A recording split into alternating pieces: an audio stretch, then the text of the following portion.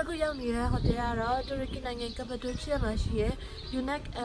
ဆိုတဲ့ဟိုတယ်ဖြစ်ပါတယ်။သူက Cave Hotel လို့လည်းခေါ်တယ်ပေါ့နော်။ဘာဖြစ်လို့လဲဆိုတော့ဒီလိုမျိုးကြောက်ဆောင်နေမှာ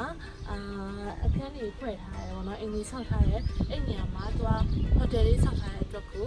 တကယ်ကိုထဲမှာနေရရင်ရှိကိစ္စကြောက်ကြတယ်ပေါ့နော်။ဘူးထဲမှာဘူးအောင်နေလူတိုင်းနေရတဲ့ပုံစံအတိုင်းနေရတဲ့ feeling မျိုးရအောင်ဆောက်ထားတဲ့ဟိုတယ်လေးပါ။ဒီဟိုတယ်လေးကတော်တော်ကြီးကိုကြီးတယ်ဆက်နေပေါ့နော်ရန်ကို unique ဖြစ်ပါတယ်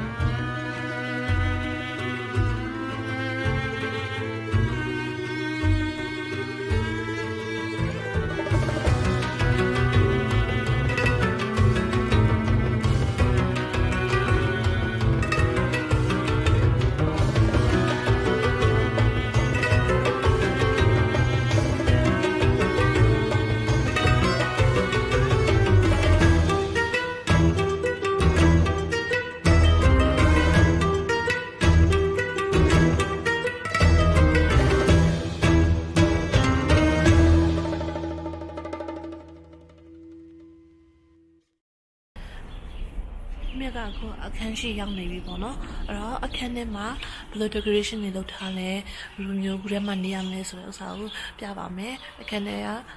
အခန်းထဲ room tour အခုလည်းပြပါပါတယ်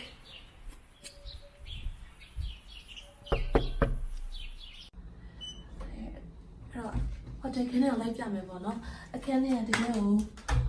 ကိုလေးလိုဖြစ်နေတယ်ပေါ့နော်ပြီးတော့လည်းအခန်းလေးကအိတ်ခန်းလက်ခန်းပါနေဒီမှာစသဖြင့်တွေ့ရတော့အိတ်ခန်းတစ်ခန်းလေးကတိတစ်လုံးနဲ့တွေ့တော့အော်ဒီခန်းလေးပဲလားပေါ့နော်နှစ်ယောက်အိတ်ရမယ်ဟာတကယ်တည်းနဲ့ဆိုပြီးတော့အဲ့လိုအော်နေဒါပေမဲ့မဟုတ်ဘူးဒီဘက်မှာဒီကားလေးတစ်ခုရှိရဲအဲ့ဒီကားလေးကနေတက်တော့ရှိအိတ်ခန်းတော့တစ်ခုရောက်တယ်ပေါ့နော်ဒါပေမဲ့အမပြခင်ဒီဘက်ပြင်ပြလိုက်မယ်ဒီဘက်မှာကြာတော့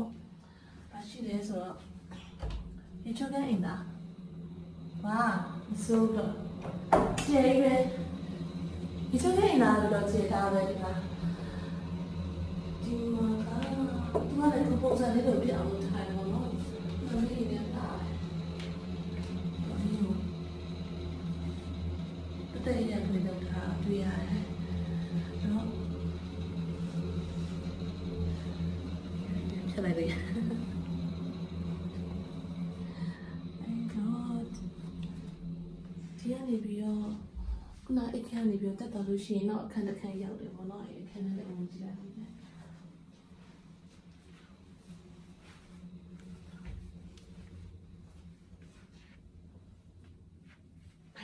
တော်မိုက်တယ်ဒီမှာလေအခန်းကတကယ်ကိုခုထဲမှာနေရလိုမျိုးခံစားအောင်လုပ်ထားတယ်နောက်ပြီးကတင်ကိုလည်းအဲ့လိုမျိုးငါကတင်ဆိုတော့သူက3မိနစ်လို့ဖြစ်တာပေါ့နော်3ယောက်အိတ်လို့ရတာပေါ့နော်ဗီဒီယိုကြီးဆိုတော့မှဒီအကြီးပဲလုပ်ထားဒါရဲ့နောက်မှပြန်ဆောက်ထားဆိုမှလည်းတကယ်ကိုရှေ့ကgrade ထဲမှာသူတို့ဘယ်လိုနေခဲ့ရလဲဆိုတော့ feeling မျိုးရအောင်လုပ်ထားရပေါ့နော်ဖုန်းရဆောက်က antique ပုံစံမျိုးလုပ်ထားဘောကြစီရလေနော်အဲ့တော့ဒီမှာရောတင်မှာ Cave Hotel မှာ2ညအိမ်မယ်ပေါ့နော်2ညအိမ်ပြီးလို့ရှိရင်Cappadocia ကနေပြီးတော့ Ankara သွားပြီးတော့ရန်ကုန်ပြန်တော့မယ်ပေါ့နော်ဒါနောက်ဆုံးနေ့ရက်ကိုတူရကီနိုင်ငံရဲ့နောက်ဆုံးနေ့ရက်ကိုဒီမှာတက်ရမယ်ဆိုတော့အရန်ကိုဝမ်းသာမိရယ်အဲ့တော့ပြီးရင်အပြင်လေးတစ်ချက်လိုက်ပြလိုက်ပါအောင်မယ်နော် Bye bye